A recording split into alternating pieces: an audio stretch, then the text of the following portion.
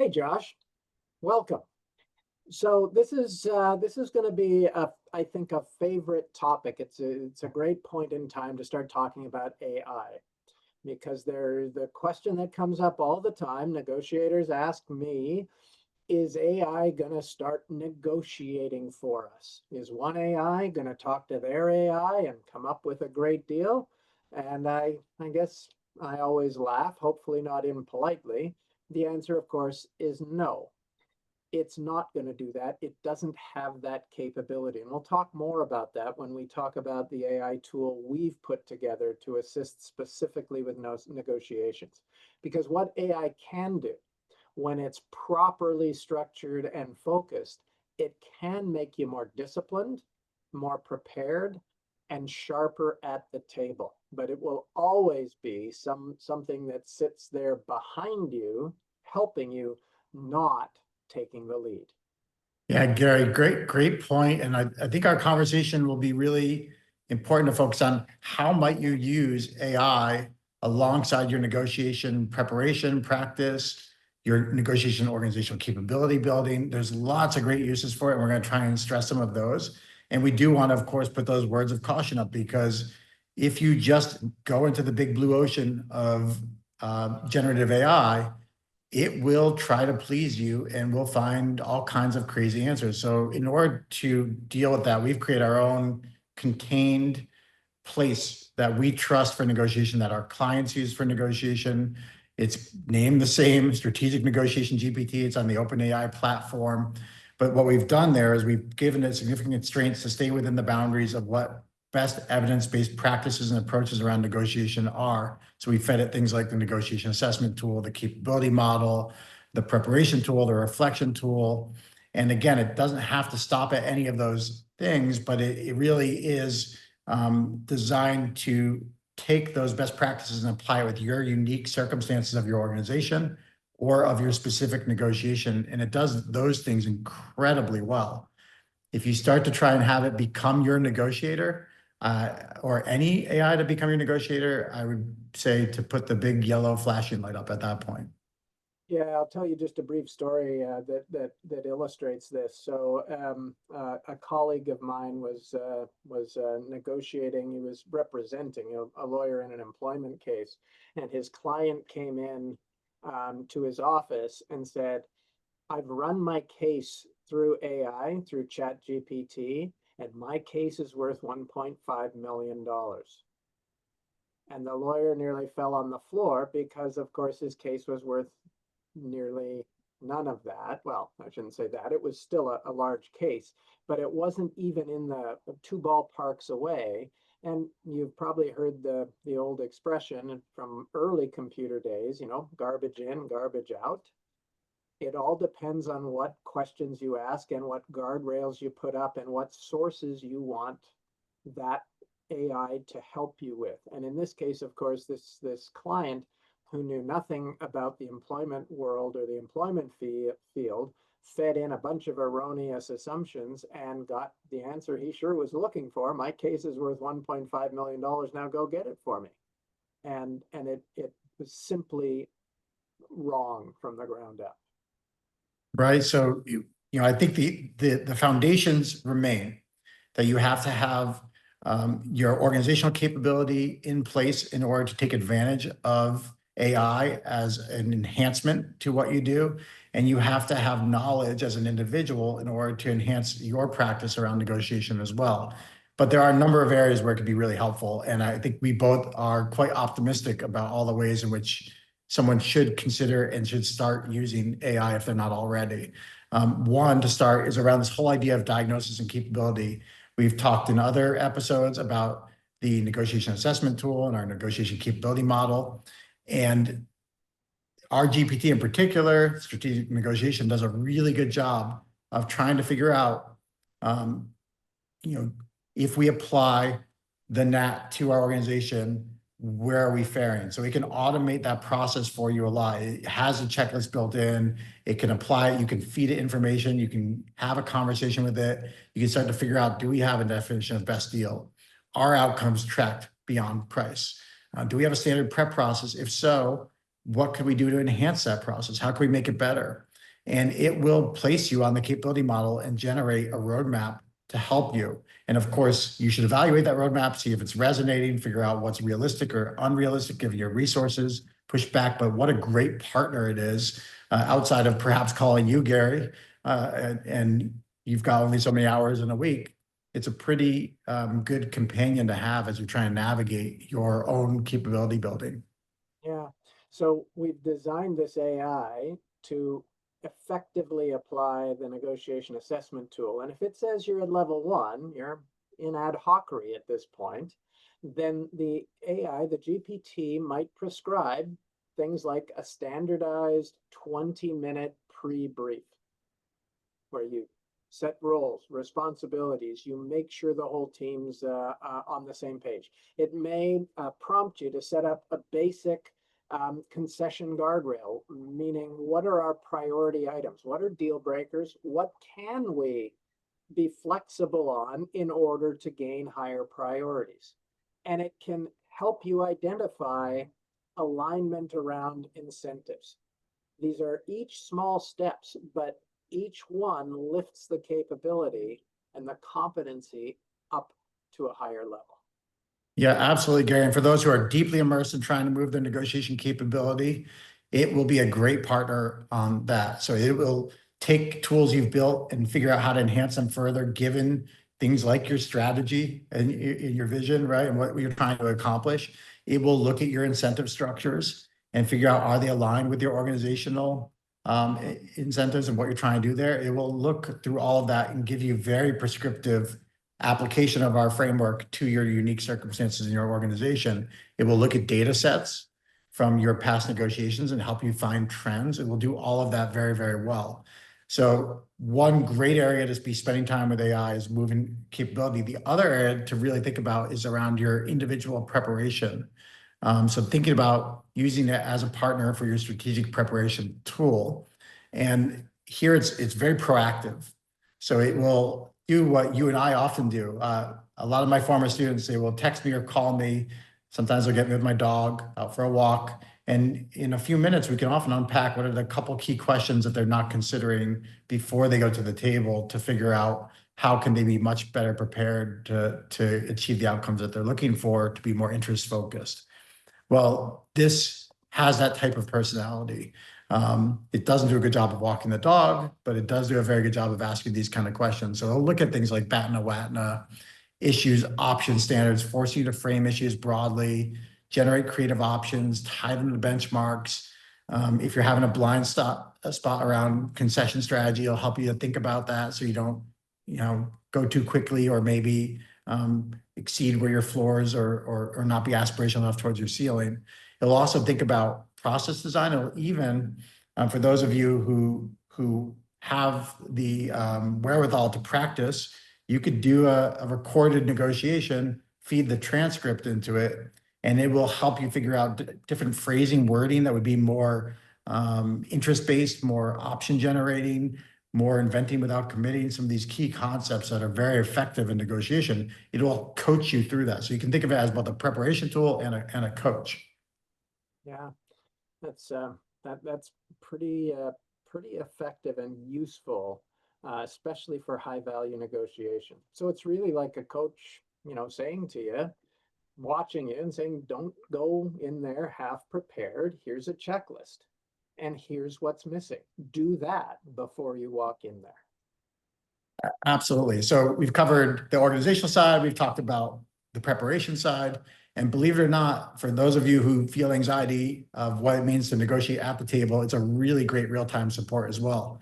Gary and I have both been advisors and key negotiators. We know what it's like to prop someone up at the table. Well, it's a little less obtrusive to have your GPT by your side helping you a bit here. So it will do everything as a quiet partner, from interpreting language into interest. So when they say our board can't move on price, the GPT helps translate, well, what's the interest? Is it risk management? Is it budget cycles? Is it cash flow? Is it reputation with stakeholders? What's going on here? Gives you some curiosities that then you can probe and better understand. So you're not just accepting a position as fact, but you're trying to figure out what the underlying interest is. It will help you generate creative packages. Once you start to uncover those interests, it's quite good at trying to figure out all the different ways you might be responsive to it, especially if you've informed it on past similar negotiations. So you might look at contingent options, faster delivery at a premium, slower at a discount, or shared logistics. So we're not fighting over the future, but in fact, we're going to have contingencies that are quite thoughtful and responsive to the concerns at the table. We can think about stress testing agreements. You and I, Gary, often tell people, try and break it before you leave the negotiation. That feels counterintuitive, but it's quite smart. So we can do a lot of what ifs. What happens if the market shifts? What happens if volume drops 20%? It starts to figure out the fragility that's already there, whether we were aware of it or not. So it can stress test it for you in really meaningful ways. Of course, it can provide administrative support. So this may go beyond even just our tool, but you can have it create transcripts. You can have it help you with action items, things you committed to, help people, keep people honest, summarize calls if you're doing it through that format. So it's a very good administrative support, of course. And then aligning back tables. It'll prompt you to do this, but you should also engage with it actively to figure out who are the other stakeholders within your organization that you need to be negotiating with, and to prepare for those just as you would prepare for the external negotiations as well. Yeah, and that's huge. Some of those points you've mentioned are huge because so many negotiations don't collapse at the table, but back at headquarters when the deal can't get an internal sign off because they see the deal quite differently. And GPT, can shorten that loop. I'm very fond of saying the toughest negotiation is typically not across the table, it's in your caucus room.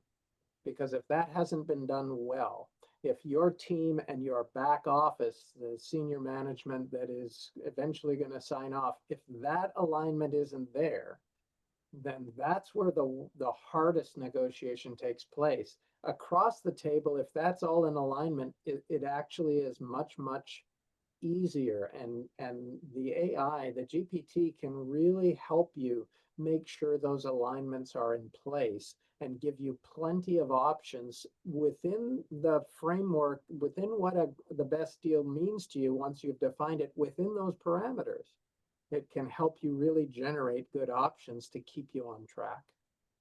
Yeah, and Gary, there's a whole other side too, where you've talked a lot about in your writing about some of the cognitive biases and some of the emotional processes that humans go through. Well, here's where the AI, not being human, really earns its keep, because it isn't going to fall into some of those biases. It has its own limitations, and we've talked about those at the beginning, but it is a very good cognitive interpreter. It can do cognitive empathy when you no longer have the ability to do any empathy because you're feeling frustrated at the table. It can continue to probe for the other side's interests and encourage you to do so. It can see where there's been progress made when you're not feeling it, right? It can do a lot of those things. So I think, you've been great over the years about introducing some of those human limitations, but now this is a good way to help prop up the human a bit too. Oh, it's actually such a good screen and acid test for each negotiator. One of the biggest cognitive biases at the table we tend to call the law of reciprocity. And we have this unconscious need to reciprocate. It's why many negotiations go with one party making an offer, the other makes a small concession, then I concede something, you concede something, and we keep moving. But implicit in that is, if you made a move and I came back with the same offer I made before without a move, we call that an up yours offer, and it almost ends the negotiation at that point. But the other side of the coin is what's risky. Smart negotiators unconsciously sometimes offer something that is of exactly no value to them, but they expect a value in return, and we will feel pressured to get engaged in this. We both have to be giving something here. AI makes a step back and can very clearly say, well, that concession they just made is worthless to us.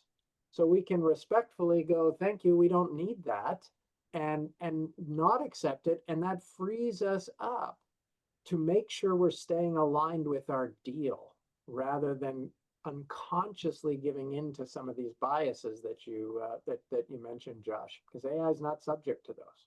No, it's a great point. And look, often our communication, sometimes, of course, it happens in a room at a table. Sometimes it happens on Zoom. or other video conferencing. Other times it's happening by email. Wow, when you're talking about email, one use that's really powerful is put a sentence in, put an email in, and say, hey, here's how I'm interpreting it, but what other possible interpretations are there of what's being intended by this sentence? It will open your mind to less negative ways of attributing to the other side of what their intent was when they made that statement, and gives you at least a curiosity to go ask and confirm. Yeah, what a great point. Yeah, for sure. So the other place I think is very exciting is around reflection and learning. And here we're talking about the post-negotiation tool. You might be really fatigued by the time you do that. And of course, we've got checklists that you can bring and start to guide you through this. It will help prompt it and in some ways facilitate that reflection. So you might look at what was your action plan? What did you actually end up with in terms of your final agreement? Where did you deviate from your prep? So was it a preparation problem? Was it an execution problem? Looking at some of the root causes of those variances, looking at early warning signs that are missed, of course, looking at even some of the behavioral application of negotiation theory. So how did you talk in it? Well, did you sequence it correctly? Did you move too quick to option generations when you should have still been exploring interests? All these kind of things, it's really good at helping you. And then, of course, creating some summary where you can create that database or learning that isn't just for yourself, but it's for your entire organization. So it is moving your capability as an organization just by doing that reflection and learning. Yeah. And then the next team, as we said before, doesn't have to start from scratch. They're starting from 3 steps down the road. And that's how we get extremely good at the negotiation process. We've got the learning kind of baked in, and that's how we move capability-wise up the capability model step by step.